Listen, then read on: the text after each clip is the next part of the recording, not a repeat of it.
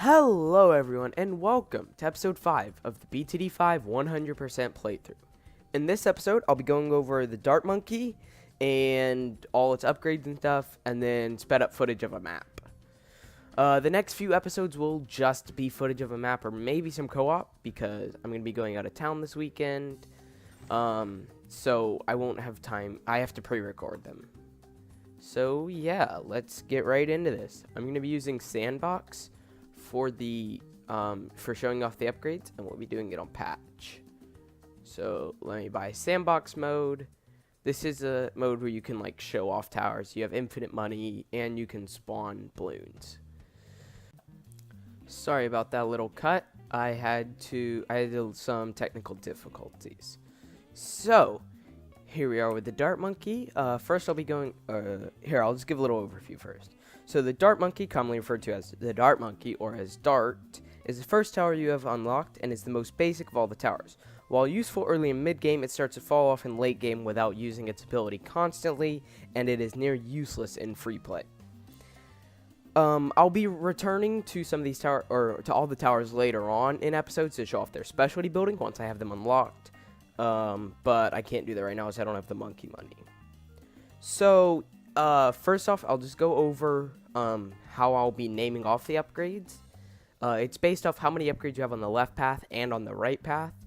So this right here is a 0-0 Dart Monkey, as it doesn't have any upgrades on either side.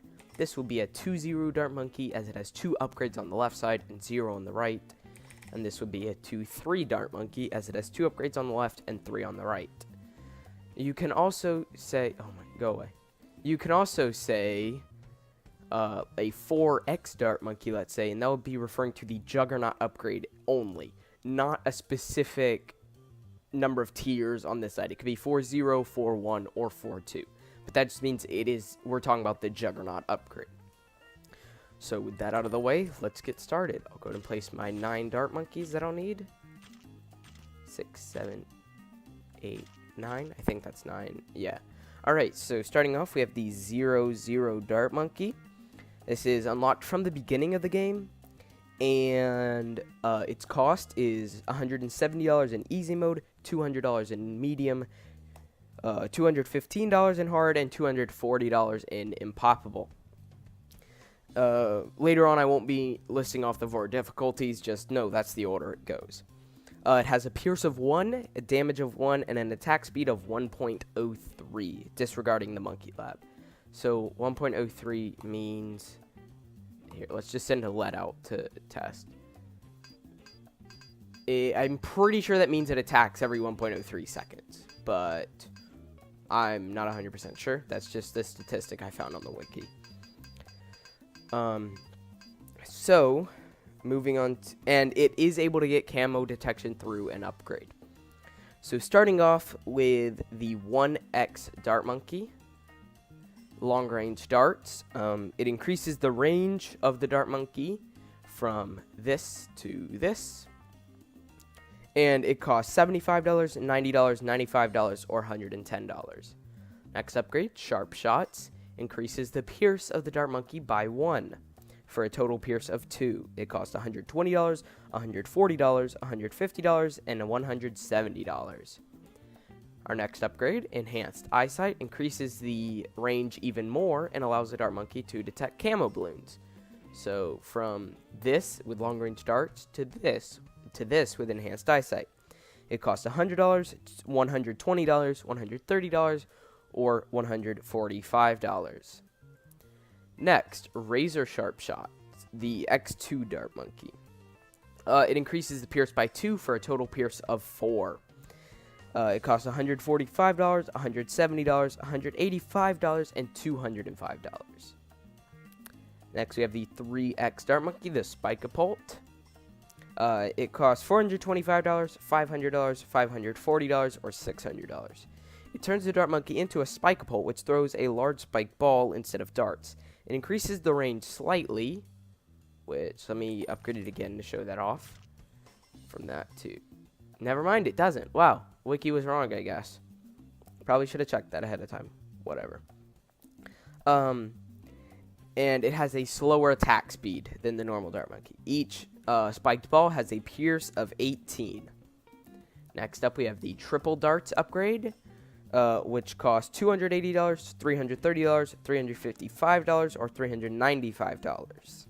And it just throws 3 darts instead of 1. So, a simple upgrade, but very powerful for its cost.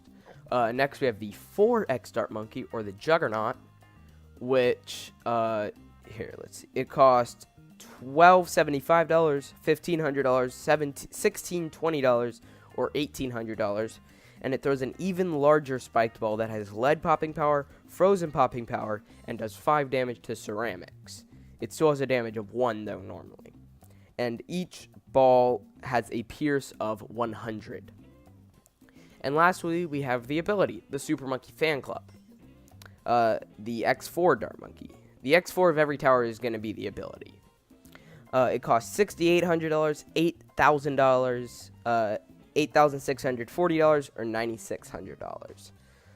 Upon activation, it turns 10 nearby dart monkeys into super monkeys for 15 seconds.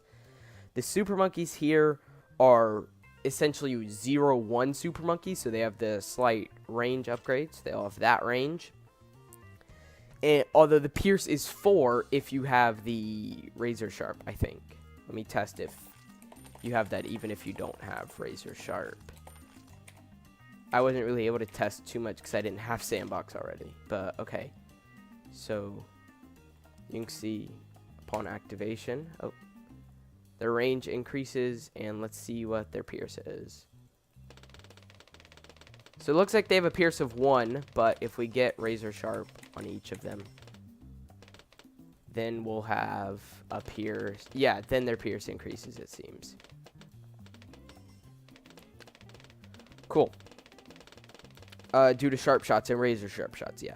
So, according to the wiki, there's a slight attack speed increase for dart monkeys with this upgrade when they're not super monkeys. So, like, if we just had a bunch of these, they would attack faster than just a 0-3 or an X3 dart monkey. Although I tested this a little bit and I was not able to replicate it. It might be in the Flash version specifically and not the mobile and Steam version. Now, let's talk about the usefulness of the cross paths, which is whenever you get upgrades on both paths of the 3rd tiers. First up, we have the 3-2 Spike Pult, the 3-2 Dart Monkey, which is a Spike Pult with more Pierce. It might be useful, but 21 Pierce compared to 18 isn't really that much of a difference. So, I really wouldn't recommend buying these. Unless you got these before getting the Spike Pult. Like, you needed those to help defend while you're saving up money for the Spike Pult. I wouldn't really. But I wouldn't get this and then get these. Next up, the Juggernaut with more Pierce. You're wasting money on the Pierce completely. You're going from 100 Pierce to 103 Pierce. You're very rarely going to hit the 100 Pierce cap anyways. And even if you do, that extra 3 Pierce isn't going to help that much. So, all in all, the cross paths for the Spike Pult and the Juggernaut aren't really that useful. Now, for triple darts, the extra range it's pretty nice. Although range isn't as good as you would think normally. Just because the farther away the balloon is, the less of the projectiles are going to hit it because of, like, the spread of the darts. I'll try to show that off here. But the range is still nice. Although, with the enhanced eyesight, the camo detection is very useful because it's camo detection. You can never pass up camo detection. And it makes a 2-3 dart monkey, if you get, like, a couple of them, pretty reliable for early and mid game. Now, the Super Monkey Fan Club with more range and camo detection. The range boost is misleading because while it does help while it's in this state, once it is a Super Monkey, the range doesn't actually help because the range gets set to the same range as this Super Monkey. So, you see it has the... Unless I'm wrong, in which case I am wrong. So the wiki was wrong there as well. Okay, well, ignore what I just said. The range is useful. It actually increases the range of it while it's a super monkey. I'll test these things before the next episodes of this. I just didn't actually have Sandbox before recording this, so sorry about that. So that actually is really nice, as well as the camo detection is nice. It makes this a good popping power tower for any balloon type except for leads. Now, a couple useful tips that I've thought of, and that I use pretty commonly, and then I'll just get into the time-lapse of the games, and I may try to use dart monks in them, but I'll probably focus in on just finishing off getting all the XP for the towers I need. So, first off, we have 2 0 dart monkeys, along with monkey subs. So, if we get some subs in the pond here, and we're going to be using the 2X upgrade, the advanced intel, along long-range targeting of balloons that are in the radius of your other towers. So with this upgrade, let's get twin guns so they're better.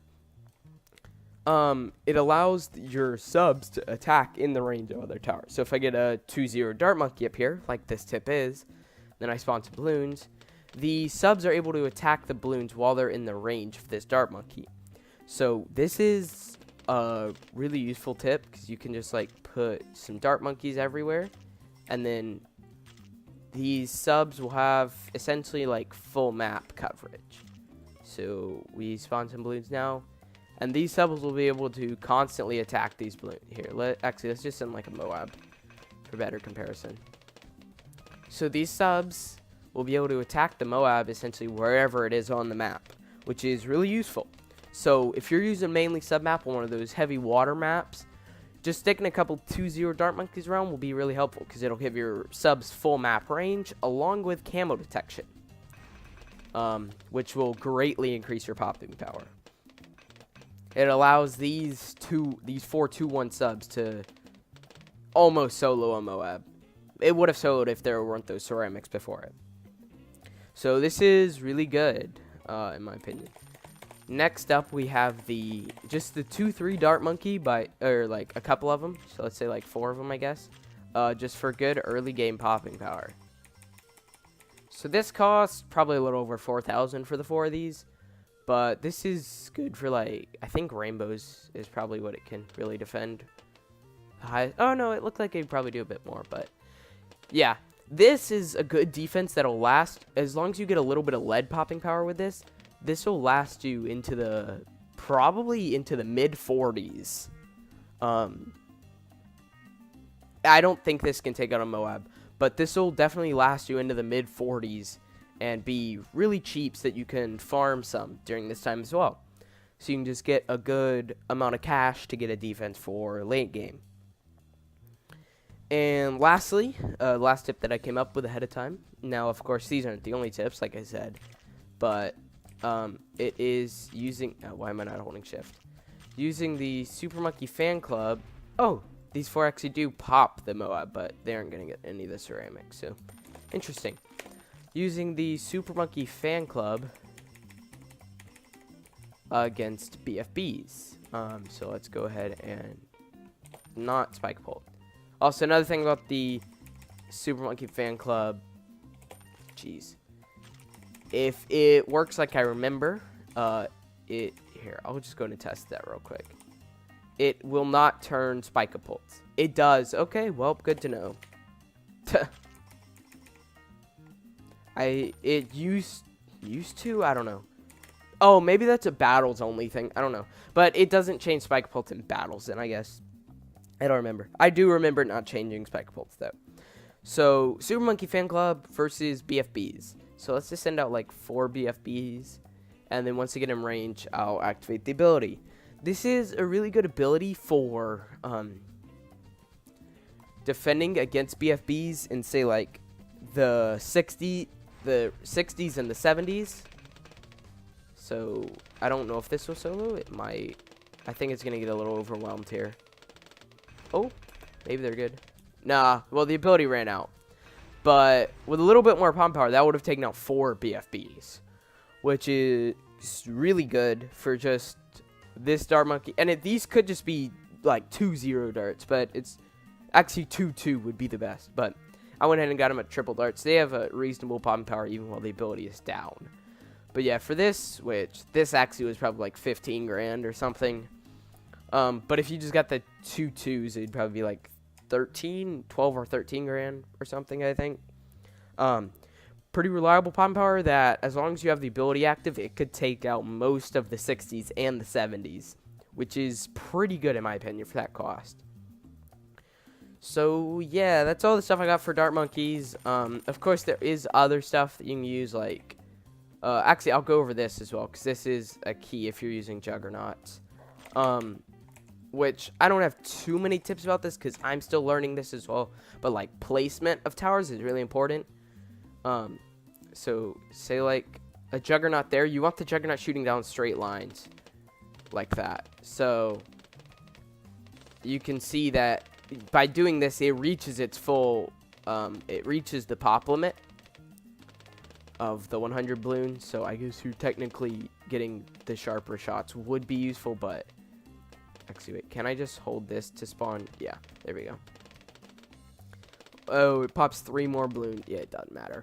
But yeah, so you want to use the Juggernaut and the Spike Bolt along straight lines on your track and set them to last, so that they will shoot, like, fully down that straight line.